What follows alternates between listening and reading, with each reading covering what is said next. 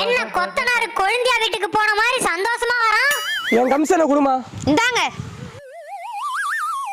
அவருக்கு என்னடி கமிஷனு? அதெல்லாம் தொழில் ரகசியம். எனக்கு தெரியாம என்னடி தொழில் ரகசியம்?